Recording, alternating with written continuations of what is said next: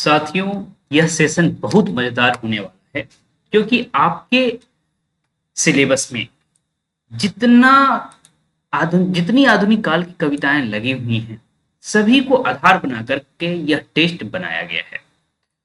वैसे हमने अपने स्टूडेंट्स के साथ एक एक टॉपिक के आधार पर टेस्ट लिया था, है ना। जैसे मान लीजिए निराला की जो भी कविताएं थी उसको आधार बनाया था, फिर टेस्ट लिया।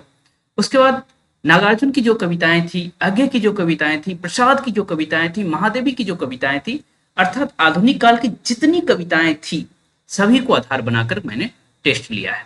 अब क्या किया है कि एक बिल्कुल जो आपके आधुनिक काल की कविताएं हैं सभी को मिक्स करके एक टेस्ट बनाया है और बिल्कुल नए नए प्रश्न दिए हैं। ओके, और वही प्रश्नों उन्हीं प्रश्नों को हमने इसमें लिया है। तो पहला प्रश्न देखते हैं क्या है।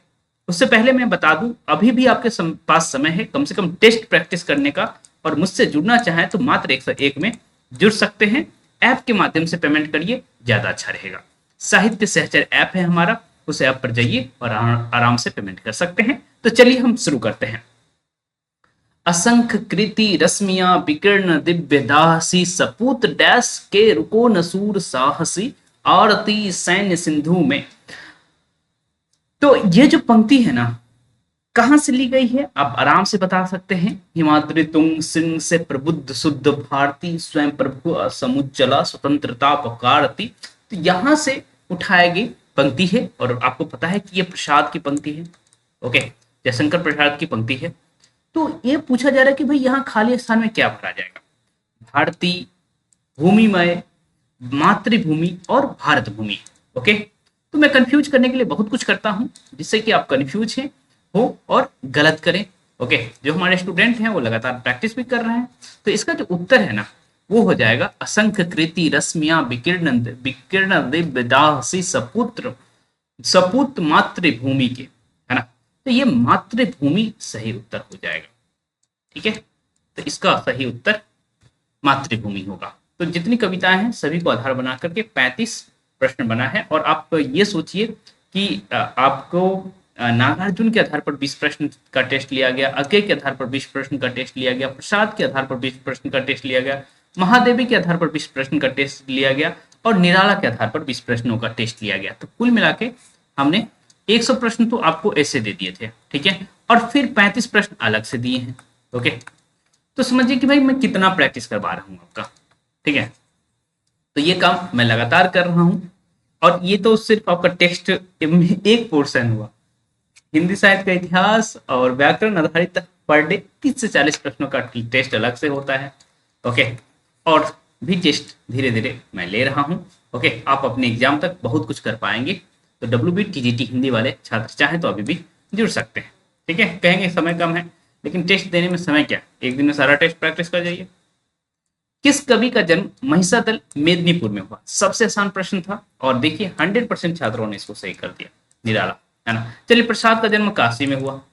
नागार्जुन का जन्म कहाँ हुआ और पंत कहाँ कहाँ जन्म हुआ, दोनों आप बताइए, लिखिए कमेंट में, तब पता चलेगा ना कि आप पढ़ लिख रहे हैं।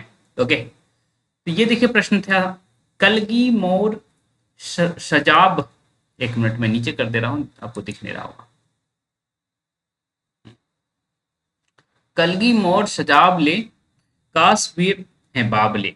ओके, इसमें कलगी मोर में कौन सा अलंकार है? ओके, इसमें कलगी मोर में कौन सा अलंकार है आपको बताना है। बता पाएंगे आप?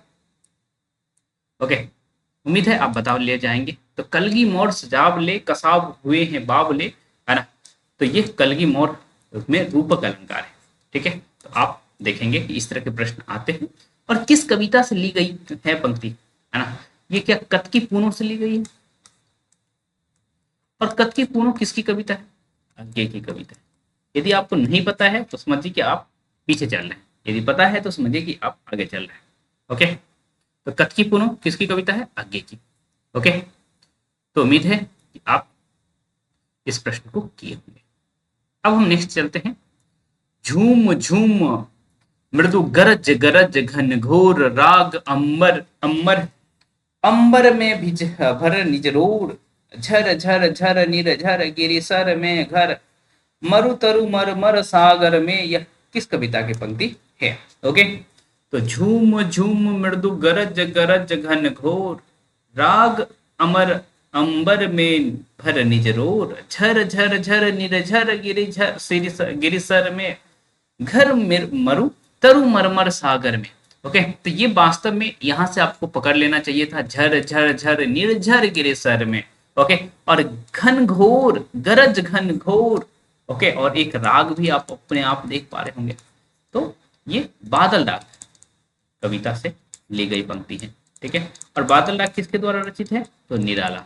निराला का जन्म महिषादल में हुआ था। कब हुआ था? 1899 में। याद रखेंगे ये सारी बातें, हाँ कि ना? याद रहेगी? तो याद अच्छे से रखिए आप। ओके, बिना याद रखे कुछ होने वाला नहीं है। ओके, तो चलिए हम आगे बढ़ते हैं। अंबर पनघट में कौन सा अलंकार है? उपमा, रूपक, श्लेष। तो यहां भी रूपक ही है। ओके, तो ये अंबर पनघट में डूबो रही उषा घट, है ना, नागरी करके जो प्रश्न है, तो मतलब पंक्ति है, वहीं से उठाया गया है। तो मूल कोलाहल कलह में कविता कमायनी के किस सर्ग से ली गई है? तो देखिए हमारे 100% छात्रों ने इसको सही किया है, क्योंकि ये पढ़ाया गया है कि निर्वेद सर्ग से उठाया गया है। ओके, निर्वेद जो है 12 नंबर का सर्ग है, ये भी आप याद रख सकते हैं, है ना। कमायनी में कितने सर्ग है? 15 सर्ग है। पहला सर्ग कौन सा है? चिंता है। ओके, क्योंकि आपको कमायनी की टिप्पणी भी पढ़नी है। और अंतिम सर्ग क्या है बता दीजिए? आनंद। ठीक है, तो चिंता से आनंद की यात्रा है कमायनी, तो याद रखेंगे आप। तो उम्मीद है कि आपको याद होगा ये बातें। और कमायनी का प्रकाशन वर्ष क्या है? कमायनी का प्रकाशन वर्ष मुझे कोई बता देंगे? तो 1935 है। ठीक, और देखते हैं। यह जन है गीत गाता गीत, जिन्हें फिर और कौन गाएगा? पनडुब्बा ये मोती सच्चे फिर कौन कृति लाएगा? यह समिधा ऐसी आग हठीला बिरला सुलगाएगा? यह अद्वितीय यह मेरा यह मैं स्वयं विसर्जित। यह किस कविता की पंक्ति है?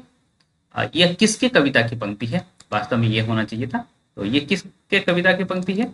अच्छा, किस कवि तो लिखा हुआ है ना, तो किस कवि की पंक्ति है यह? तो वास्तव में यह जो है किस कविता से उठाया गया है? यह दीप अकेला से, दीप अकेला से उठाया गया। ओके, यह दीप अकेला कविता है आपका, उसी से उठाया गया है ये। और जब उठाया गया है तो भाई ये किसकी है? तो अज्ञे की है। मात्र 29% छात्रों ने इसको किया है ना। यह जन है गाता गीत, जिन्हें फिर और कौन गाएगा? पनडुब्बा ये सच्चे मोती, फिर कौन कृति लाएगा? यह समीधा ऐसी आग हठीला बिरला सुलगाएगा, है ना। यह अद्वितीय यह मेरा यह मैं स्वयं विसर्जित, यह दीप अकेला। इसे भी पंक्ति दे दो करके जो कविता है वहीं से ये पंक्ति उठाई गई है। ओके, चलिए नेक्स्ट चलते हैं। मधुर मधुर मेरे दीपक जल, युग युग प्रतिदिन प्रतिक्षण प्रतिपल, दीन क्षण और फल। ओके, डैश का पथ आलोकित कर, प्रिय प्रियतम प्रेम ईश्वर, है ना। तो यहाँ प्रियतम का पथ आलोकित कर, किसकी पंक्ति है ये? तो महादेवी की। ओके, याद रखेंगे आप। मेरे नाविक किस कविता संग्रह में संकलित है? नाव का संबंध लहर से है ना। तो देखिए लहर, लहर का प्रकाशन वर्ष जल्दी से मुझे बता दीजिए तो मुझे अच्छा लगेगा। छायावाद को किसने शक्ति काव्य कहा है ना। तो नामवर सिंह, रामस्वरूप चतुर्वेदी, नगेंद्र और रामविलास शर्मा, ये विकल्प हैं आपके, है ना। तो छायावाद को शक्ति काव्य किसने कहा है? तो छायावाद को शक्ति काव्य कहा है रामस्वरूप चतुर्वेदी ने। याद रहेगा आपको, रामस्वरूप चतुर्वेदी ने छायावाद को शक्ति काव्य कहा है। और नगेंद्र का स्टेटमेंट बहुत इंपॉर्टेंट है ना। स्थूल के प्रति सूक्ष्म का विद्रोह, है ना। स्थूल के प्रति सूक्ष्म का विद्रोह है छायावाद। ओके, तो ये भी ध्यान रखेंगे। किसने कहा ऐसा? नगेंद्र ने। याद रहेगा या नहीं? उम्मीद है याद रखेंगे आप। नेक्स्ट चलते हैं। यह दीप अकेला अज्ञे ने कहा लिखा, है ना। तो जब यह दीप अकेला कविता आप पढ़ेंगे ना, तो वहां आप देख पाएंगे यह बात। ओके, वहां जब यह दीप अकेला आगे जब लिख रहे होते तो नीचे में आप देखेंगे लिखा हुआ है कि मैंने कहाँ लिखा है इसको। ठीक है, तो इन्होंने लिखा है बॉल्स कहवागर, सीना कहवागर, टी कहवागर और अल्पस कहवागर। तो ये अल्पस कहवागर दिल्ली में है ना, वही ये कविता उन्होंने लिखा है। ठीक, याद रहेगा। निम्नलिखित पंक्ति किसके द्वारा रचित है? निम्नलिखित पंक्ति किसके द्वारा रचित है? मुकुट शुभ्र हिम तुषार प्राण प्रणव ओंकार ध्वनित दिशाएं उदार सतमुख सतरप मुखरे, है ना। तो निम्नलिखित पंक्ति किसके द्वारा? तो ये भारती वंदना जिसके द्वारा लिखा गया है वहीं से ये पंक्ति उठाई गई है। तो आप बताइए, निराला, जयशंकर प्रसाद, नागार्जुन और महादेव वर्मा। इसमें तो 0% दिख रहा है, इसका मतलब छात्रों ने इस पंक्ति को अच्छे से पढ़ा ही नहीं है ना। तो भारती वंदना जो है सही उत्तर होगा। तो समझिए कि 0% ही किए हैं, मतलब किसी ने सही नहीं किया है। ओके, तो भारती वंदना निराला की पंक्ति है, निराला की कविता है, वहीं से ये पंक्ति उठाई गई है। ओके, अब समझ लीजिए कि भाई क्या तैयारी है। तो इसीलिए मैं कहूंगा अच्छे से पढ़िए आप लोग, बिना अच्छे से पढ़े कुछ नहीं होता। ओके, चलिए नेक्स्ट प्रश्न की तरफ चलते हैं हम। निम्नलिखित पंक्ति किसके द्वारा रचित है और किस कविता से ली गई है? द्रुम के अंग हरित कोमलतम ज्वाला को करते हृदयंगम वसुधा के जर अंतर में भी बंदी है तापों की हलचल। ओके, हलचल निराला सरोज स्मृति, महादेवी वर्मा विरह में जलजात, जयशंकर प्रसाद ले चल मुझे बुलावा देकर और महादेवी मधुर मधुर मेरे दीपक जल। ये ऑप्शंस हैं आपके और आपको चूज करना है। निम्नलिखित पंक्ति किसके द्वारा रचित है? मैं फिर से पंक्ति पढ़ दे रहा हूं। द्रुम के अंग हरित कोमलतम ज्वाला को करते हृदयंगम वसुधा के जर अंतर में भी बंदी है तापों की हलचल। तो ये हलचल से आप पकड़ सकते हैं दीपक जल, है ना। तो महादेवी वर्मा जी की कविता है ये। ओके, नेक्स्ट प्रश्न की तरफ चलते हैं। बल्कि केवल यही उपमान मैले हो गए, देवता इन प्रतीकों के कर गए हैं चूक। तो किस कविता में अज्ञे ने यह पंक्ति लिखी है? ओके, कलगी बाजरे बादल को घिरते देखा, ये तो है ही नहीं क्योंकि ये नागार्जुन की पंक्ति कविता है। यह दीप अकेला है अगसरोज स्मृति, है ना, ये निराला की है। तो दो ऑप्शन तो वैसे ही चले गए, कलगी बाजरे या यह दीप अकेला, दो विकल्प आपके पास सही है। कलगी बाजरे इसका सही उत्तर होगा। एक और प्रश्न मैं डिस्कस कर देता हूँ, बाकी प्रश्न का पीडीएफ मैं टेलीग्राम पर प्रोवाइड कर दूंगा, आप देख सकते हैं। ओके, निम्न में कौन सी पंक्ति महादेवी वर्मा की है? यदि आप लोग कहेंगे कि पूरा डिस्कस कर दीजिए तो ये भी पॉसिबल है ना। खास करके हमारे जो टेस्ट से जुड़े हुए स्टूडेंट ऐसा कहेंगे तो मैं बिल्कुल कर दूंगा। और आप लोग में भी यदि चाहेंगे, आप लोग भी चाहेंगे तो संभव है, बस कहना पड़ेगा कि भाई सारे प्रश्नों को डिस्कस कर दीजिए, है ना। नहीं कहेंगे तो फिर क्या मतलब है, किसके लिए वीडियो बनाया जा रहा है? निम्न में कौन सी पंक्ति महादेवी वर्मा की है? इनमें से कोई सभी, है ना। वो चूंकि सफल कर देता हूं ऑप्शंस को, इसलिए वो ऊपर चला गया है। लंका पदतल सततल गर्जितोर्मी सागर धोता सुचि चरण युगल, है ना। ऋतु बसंत का सुप्रभात था, मन मन था अनिल बह रहा बाला अरुण की, मृदु किरणें थी अगल बगल स्वर्णाभ शिखर थे, वेदना में जन्म। ये अपने आप पता चल रहा है ना। ये उत्तर हो जाएगा। ठीक है, तो 15 प्रश्न मैंने डिस्कस कर दिया। ऐसे कई सारे प्रश्न हैं। समझिए कि कविताओं के आधार पर मैंने 135 प्रश्नों का प्रैक्टिस मैंने करवा दिया। तो समझिए कि भाई क्या कर रहा हूं मैं, है ना। ऐसे ही आपका जो है अभी नेक्स्ट टॉपिक होने वाला है, जो अन्य गतिविधियां कह सकते हैं या रेखाचित्र, संस्मरण और निबंध, इस तरह की चीज लगे हुए हैं। तो जो है कल का टॉपिक आपका है फुटच और राजनीति का बंटवारा। 2 टॉपिक पढ़ के आना है, उसी के आधार पर टेस्ट लिया जाएगा, है ना। अंदर से पंक्तियां रहेंगी, इसलिए खूब अच्छे से पढ़ के आना होगा। हालांकि ये जो टेस्ट आप दी हैं या दिए हैं, इससे लग रहा है कि आप लोग की पढ़ाई अच्छे से नहीं हो रही है।